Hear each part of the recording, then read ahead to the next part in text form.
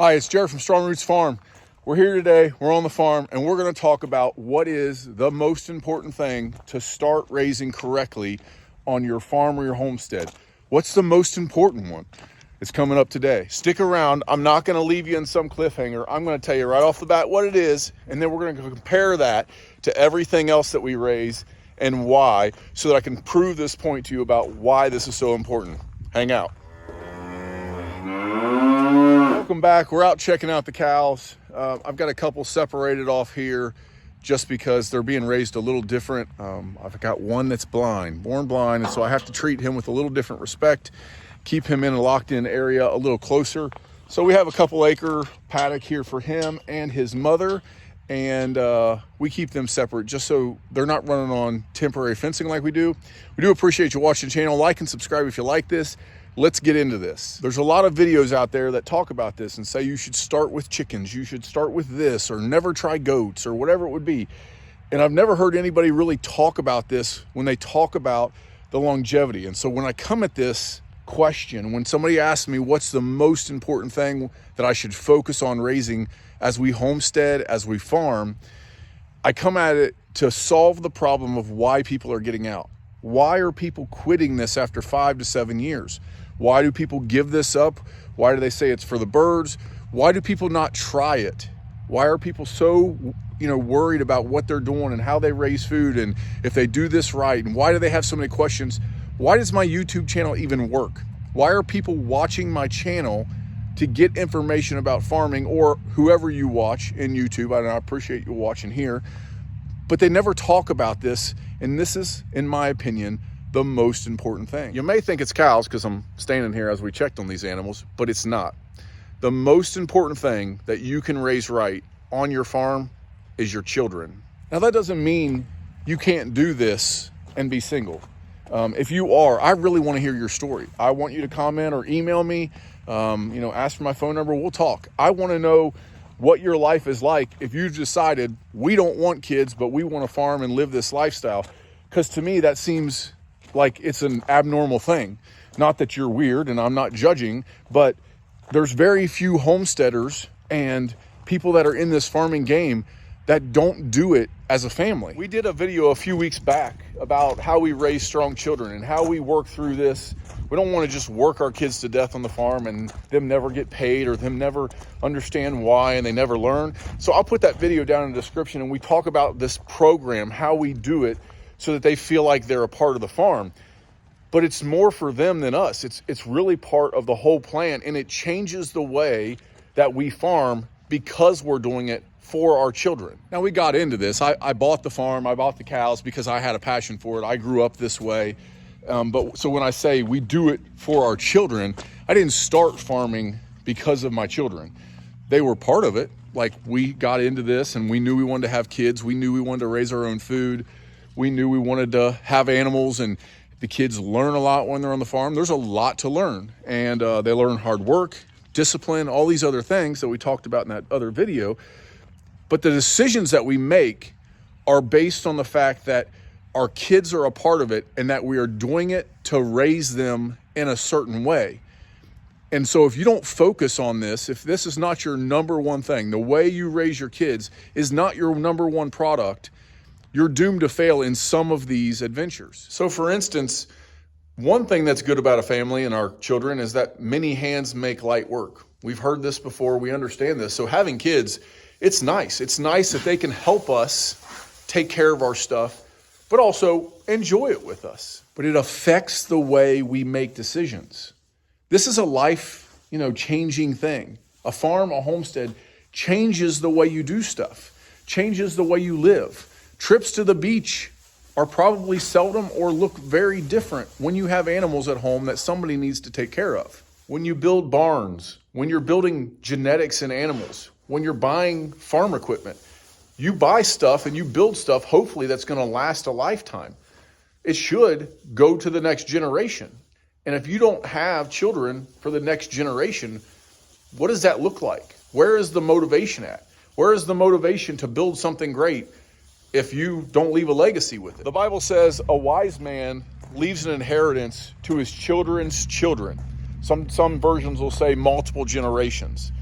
What does that mean? And it's not just talking about money. So it's not that I just left so much money that the rest of the generations can live, because you're not getting into farming to get rich. I'm hoping to leave quite a bit of money behind. I don't mind to work until I die.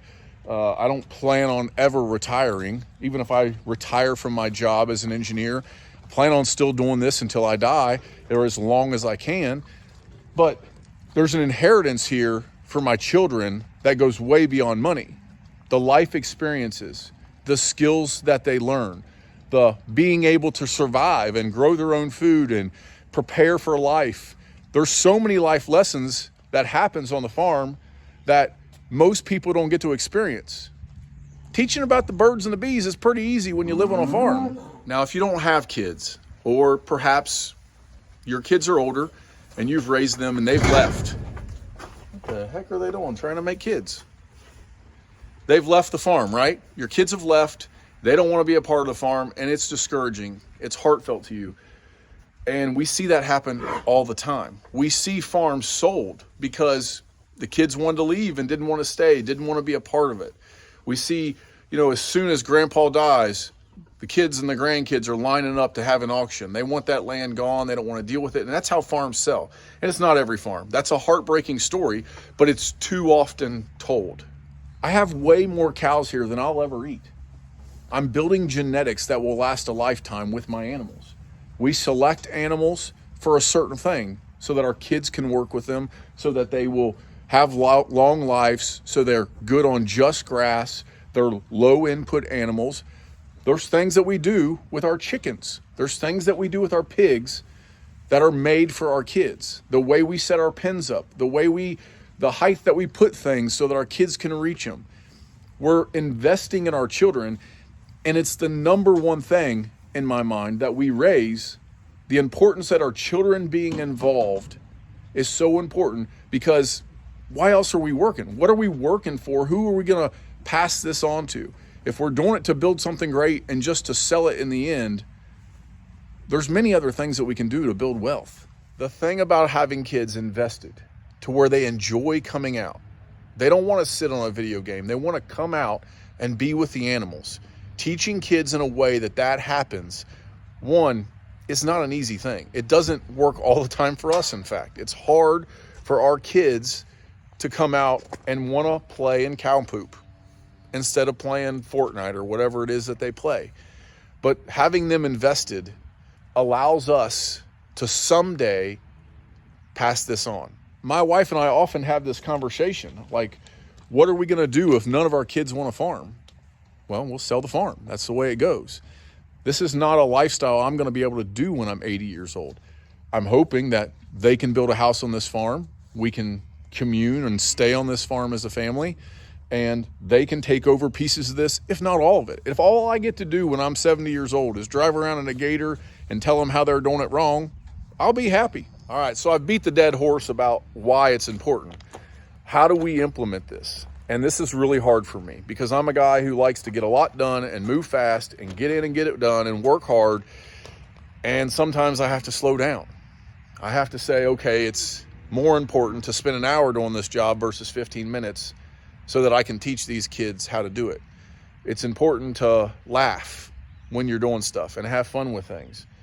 I'm pretty hard on my kids. I yell at my kids. When they're screwing around and doing the wrong thing, I get on them. I'm not soft on them. I don't want to make soft kids. That's not what we're here to do. But my kids also need to know that I love them and that I care about them and that I want them to learn and enjoy this. It can't be something that's just work and just dad yelling and just dad never teaching anything, just screaming for tools. So I've had to change. I've had to start slowing down. I've had to let them see the fun of the farm at certain points. Does it mean that I'm moving slower? Sometimes. In the end, it means that, we now own 3 weeders because I got 3 kids that can weed at one time. In the end, we're getting faster at some jobs. But some of those jobs, we just need to slow down a little bit and invest in our children, because why else am I doing this? So I've said over and over on my channel about advice, what I have is starting small and living without debt and doing those things, there's lots of stuff here that we talk about how to raise better pastures and raise animals and some of that technical stuff.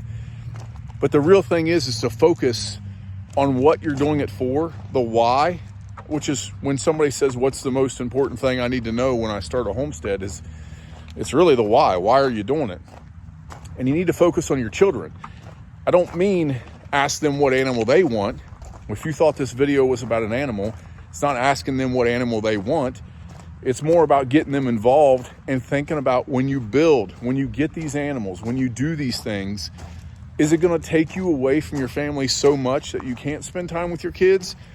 Are your kids going to be able to be involved? Is it something that your kids will even enjoy? Make it so it is enjoyable for your children, because the legacy of your farm, the burnout will come if everybody is not involved. If you're fighting your kids to come and work on your farm and your homestead, it'll frustrate your spouse. You'll get frustrated. The next thing you know, you'll be asking, why are we even doing this? And you'll hit burnout, and then you're done. If this is you, if you've hit this frustrating spot where, why are we even doing this? And you question this, don't think you're weird. We all do, including myself. We often question, like, why do we do this sometimes? Why do we work the way we work? Why do we put in the time we put in?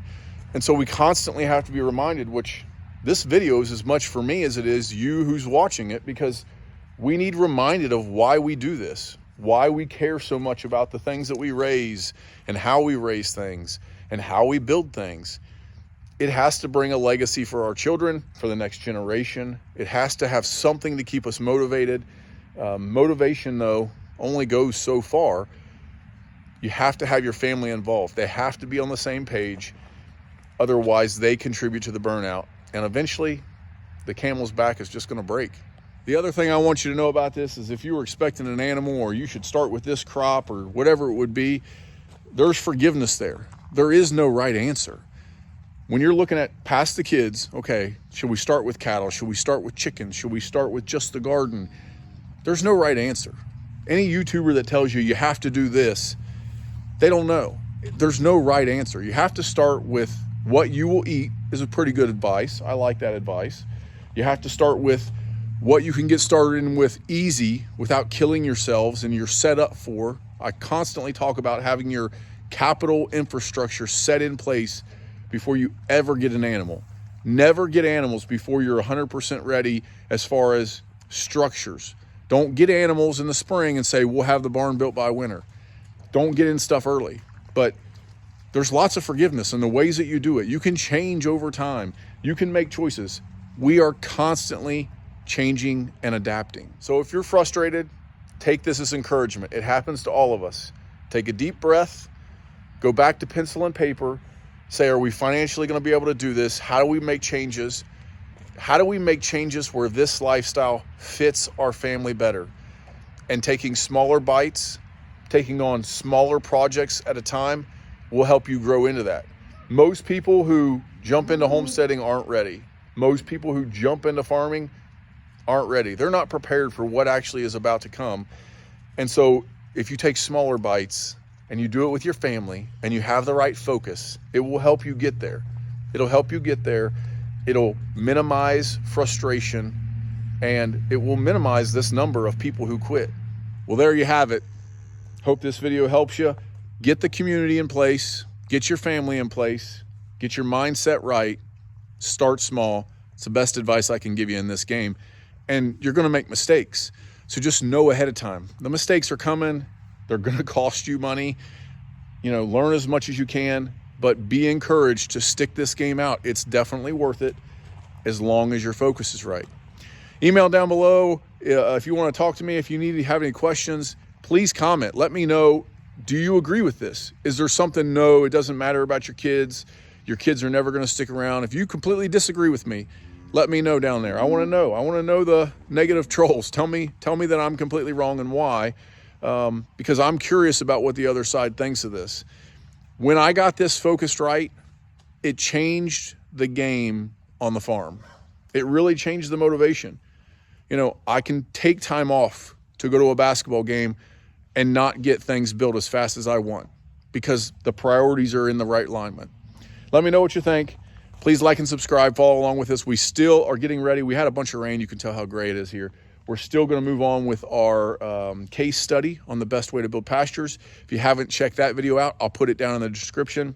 Like and subscribe, follow along with those other things, and I will give you some helpful tips along the way, hopefully, on how to build your home or your homestead as you start. Get your small farm going and try to help you do the right things. I'm not taking money. I don't take money from companies. I buy everything that I have here. Everything that I show is from honest truth. And so hopefully those things will help you. Till next time, have a good one.